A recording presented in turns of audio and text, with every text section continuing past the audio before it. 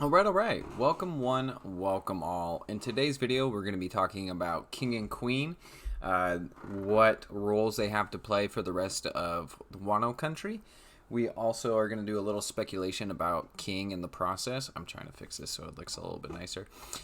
Because even though we know that he has the Ancient Zone Pteranodon fruit, I think there's a little bit more to his character than just his devil fruit and everything that we've seen from Queen so far within the mini arc of the Udon prison. I think these are two of my favorite commanders outside of Katakuri. So let's begin.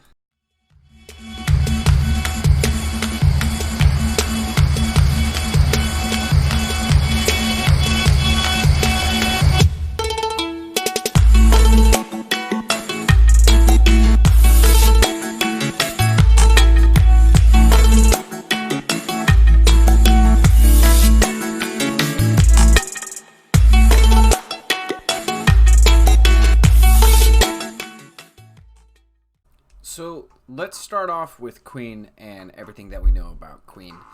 So he's tough. He's not fat. He's one thick boy, and it's all muscle, right? Keep that into consideration for the next few minutes while I keep talking about him.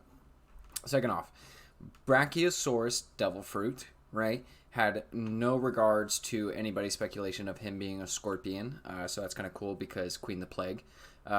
Found out recently within the latest chapters because he is such a mechanic and he loves tinkering with stuff and making new inventions that he is considered the plague for everything that he makes. Case in point, the laughter bullets or the plague bullets, depending on which translation you read, are bullets that are shot into somebody, and it creates a disease, and the disease spreads. So this is where Queen gets his moniker Queen the Plague from, not Queen the Brachial Bomber Plague, right? Now, to start off, or not to start off, but to continue on to his strength levels, right? The last 3 or 4 chapters or so, there's a skirmish between him and Big Mom at the start of it, and Big Mom two-shotted him, which makes sense, right? Because it's a second division commander. It's basically a smoothie. It's a, who else do we know? It's an ace pre-time skip. I don't want to consider ace as strong as Queen and smoothie, but he got two-shotted by Big Mom, right? So Big Mom was in this nerf state as well, and she was hungry, so hunger pains included. But Queen wasn't knocked out, which is what, when I was reading it at the time, really stoked to see. Like, Queen did get two shot, don't get me wrong, but he wasn't unconscious, he didn't die, and it makes sense because Big Mom is on Kaido's level. Big Mom gets like memed a lot. I call her Big Meme, right? But she's really a respectable Yonko, and she's one of the fiercest 4 warriors on the sea, right? So it makes sense. The flip side of it is saying, could Kaido two-shot smoothly? Absolutely, right? So Big Mom and Kaido, I see personally, are on very, very similar levels. I have Kaido just right above her a little bit and a couple characters in between, and I'll get to a top 30 list eventually. But Queen, right, even in full Brachiosaurus mode, was challenging Big Mom.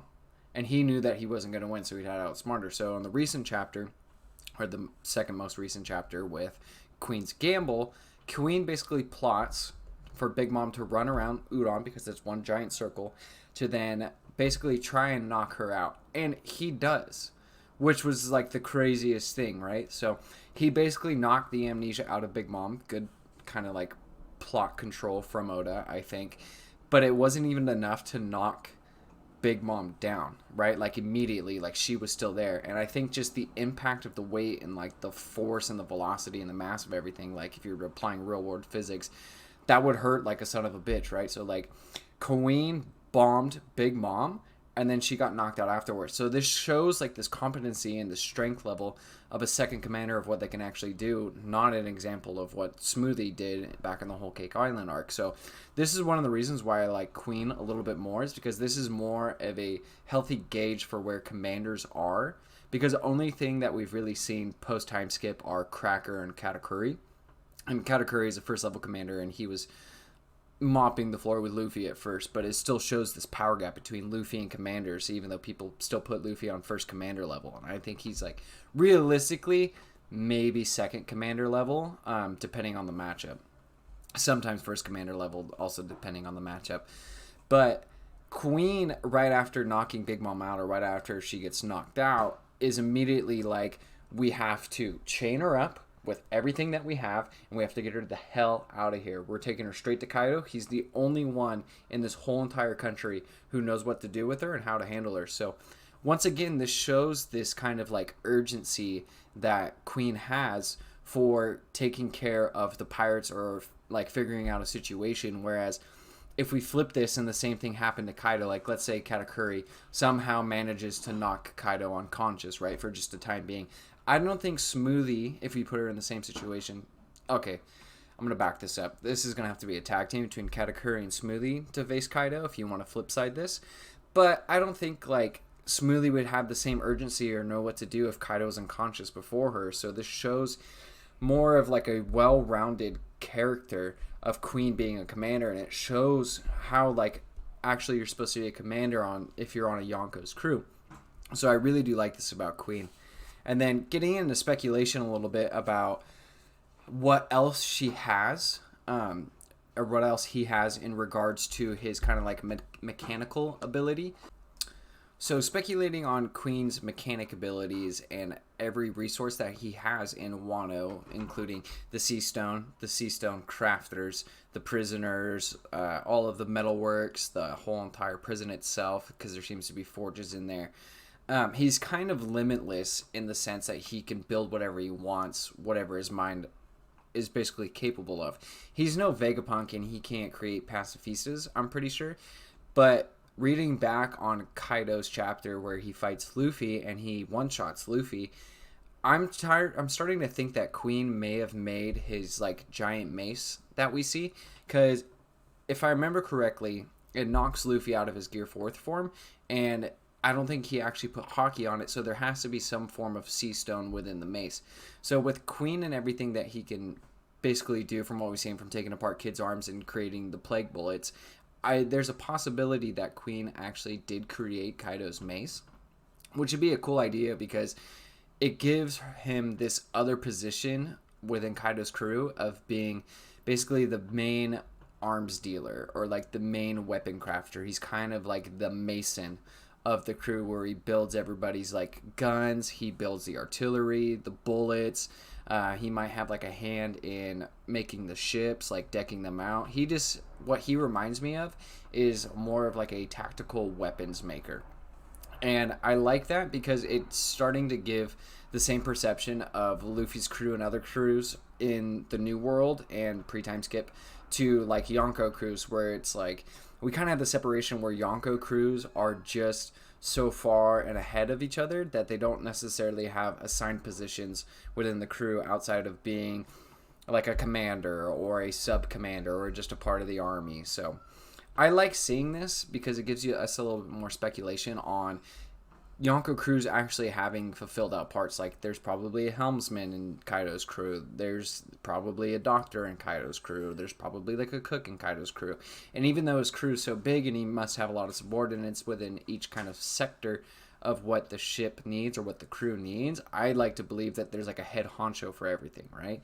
So Queen fighting any of the Straw Hats, a lot of people are saying Sanji because he's an Okama, and you get the whole entire gist of that, and Zoro fighting King. I want to hold off on a couple of these thoughts because if it's going to take Luffy and Kid and Law and the 9 Red Scabbards to fight Kaido, that doesn't make sense because the commanders are this far below them in power scaling. So Sanji and Zoro fighting King and Queen one-on-one doesn't make sense unless they get massive power-ups. And I don't think Stealth Black or Zoro's Eye, if he has anything, or just all of his training, are going to be able to take these one-on-one. So I think we're going to see more of a collab fight again between Luffy and the others versus Kaido. And what we might see is like the right-hand commanders and the left-hand commanders of Kid and Law's pirate crews fight alongside Zoro and Sanji with Queen and King. King, his design is one of my favorite designs of a lot of the commanders out there. I think Katakuri's is the best. I'm a big Katakuri stan. And King's kind of like reminds me of it, like the black leather, like the super badass look. And he seems a lot more vicious than anyone else we've ever seen underneath someone in a pirate crew. Like he seems to be a more souped up I don't know, like killer. He seems to be like a very hostile guy, right? Like the all black leather, the menacing look, just the way that he talks to Jack and Queen. And starting off with this, he says, you're no better, Queen. How long does it take for you to break the spirits of a few cheeky brats? You're incompetent. Shut your trap, you torture-loving, perverted bastard." So, I think there's a duality between king and queen when it comes to prisoner life, because I don't think he just tortures random people of Wano. I think he is the head torturer of like the Udon prison, or the what's the other prison, or like Onigashima if they have like a superior prison there. Got a notification, get that out of here. And the way that Queen addresses him is, "You torture loving perverted bastard." So he kind of gets off on this. Like, that might be like the leather aesthetic of him, or he just might be, like I said earlier, like a really menacing dude to where like he's almost like Kid, where he just wants to kind of fuck shit up. Like, he loves taking apart fingernails and sticking swords through rib cages, and I don't know what else you can do for torture, like waterboarding like Queen did. But King seems to be a lot more menacing in that sense, and I think that's actually a rather good route for a first commander, especially underneath Kaido. I don't think I would want it any other way. I don't really want a tactful, kind of smart. He is probably these things, but he's no Ben Beckman, right? Like, he doesn't have the highest IQ in all of Wano. He doesn't have the highest IQ in all of the New World. He's not that type of intelligent guy. He's like a brute force, same as Kaido, and I think that mirrors basically everybody's kind of relationship between the pirate captain and the first commander. Whereas, like, except for maybe Shanks and Ben Beckman and Luffy and Zoro, you see this immediate kind of resemblance between the two within their auras, right? And I think that's what really interests me in him as a first commander, to the same degree that we saw how well-rounded Katakuri is. I also think that he might not be as well-rounded as Katakuri, but he's going to be probably a lot stronger, just with the way that he is, with like all of the brute force and everything. And then we get back to the moniker King the Wildfire, and he has the Pteranodon fruit, like I said earlier, but I don't think that Pteranodons back in the day breathed fire. That's more of like a dragon, you know what I mean? They're just flying pterodactyls. So I think there might be a contraption or maybe a mechanism that Queen built for King that actually allows him to access like these flame powers, or it might be a separate power in and of itself. Because I don't think Oda's going to go the route of giving King flame powers via his devil fruit, because then that would just basically be a sub-variant of Kaido's dragon fruit, where Kaido's a dragon and he can breathe fire, the Boro breath, and then King is a Pteranodon and he can have fire around him. I think this is a separate ability entirely of itself, and I think that's something that's going to come into play going back to Zoro's words in Punk Hazard, where he said he wanted to cut fire, and I think this is one of the steps that Zoro's going to have to take to defeat Shiryu at the end of the series, but that's a video for a different day. And so King is kind of like this next step in Zoro's progression. And like I said earlier in the Queen part, I don't think it's just going to be 1v1 Zoro and King, Sanji and Queen. I think Zoro's probably going to fight alongside Killer and maybe somebody else, like let's say Shutamaru and Denjiro, to fight King, which would make for like a really cool scene and a really cool atmosphere. Because the Beast Pirates are this inevitable force. They are this super gigantic crew that have all of these abilities, and it's taking Luffy and the Alliance and a whole entire country just to take Kaido down. So, mirroring the Luffy versus Kaido fight, we might also get a subplot where Zoro runs into King and they have a fight one-on-one, and King just watches him. And I would really like to see that, just to show off kind of more of King's abilities and what he can do as the first commander. As much as I love Katakuri, I think King is the all-around strongest first commander, just because of the resemblances and the mirroring of Katakuri and Big Mom and Kaido and King. Because Katakuri might be the best all-around first commander when it comes to versatility and fighting prowess, and that actually mirrors Big Mom if you look into it, outside of Big Mom's nerfs. So her amnesia, her forgetting Mother Caramel and her hunger pains. Big Mom is quite possibly the most well-rounded Yonko when it comes to fighting, just due to all of the versatility that she has with her Devil Fruit and her endurance and her stamina and her strength and her defense. So there's that. And then we get to the chapter where a while ago King flips the ship that Big Mom was on and sends her down the whirlpool, and that's how she gets her Amnesia 2.0. And a lot of people are speculating or have speculated that King basically soloed Big Mom's crew, and that's not really the case. He just took this tactical advantage of him being in the air and the ship also being in the air to flip it. So I don't think it's that great of a feat, even though it is a pretty good feat. But this kind of prowess where he can fight from the air and he can fight on land makes him a pretty damn hard opponent to fight unless you have like a long-range Devil Fruit ability. And I don't think, getting back to the Zoro versus King or the Sanji versus Queen, that Zoro would be able to 1v1 King unless he, like I said, has a massive power-up within the Wano arc, because none of Zoro's attacks are really going to reach King. By the time a 720-pound Phoenix or a 1,080-pound Phoenix or the 3 billion worlds, whatever Zoro pulls out, dude, King could just move around it. Like, he could fly. So, like, if he's right here and Zoro shoots a shot, even as fast as it's going, King go, right, and get out of the way. So I think King has this huge advantage of being an airborne fighter with his Devil Fruit that puts him above a lot of the other commanders in my kind of like rankings list. And I also think that he might be one of the strongest skilled swordsmen in all of Wano.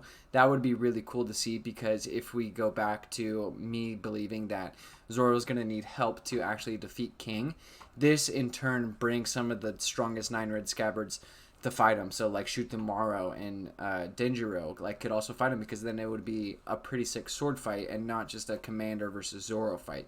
So I think there's a lot of different routes where King can go with him fighting different opponents. And I also like to believe that because of the mechanical advantage of what King or what Queen gives him via the flames, like I said earlier, I don't think it's a part of his Devil Fruit, or it could be just like a hockey that he's mastered, or like a different power, right? Is you have this aspect of fire, right? And everything that he spreads, like attack-wise, could be massive AoE effects, making him a very, very difficult fighter. Like, imagine just a bunch of flames on your left and your right burning everything down, and then sword attacks are coming after you, and then he's flying, and then all of a sudden he's shooting fireballs. Like, he's this very, in my mind, perceived skill fighter. And along with the brute force that I think he has, he might be one of the most challenging, if not the most, might be the most challenging fight that Zoro's ever had, along with all the allies that Zoro brings with him. So, quick thoughts to wrap it up. Queen and King are some of my favorite new commanders introduced to the series outside of Katakuri, and I hope this video explains some of the reasoning why I believe that. And until next time, I'll see you guys soon. Peace.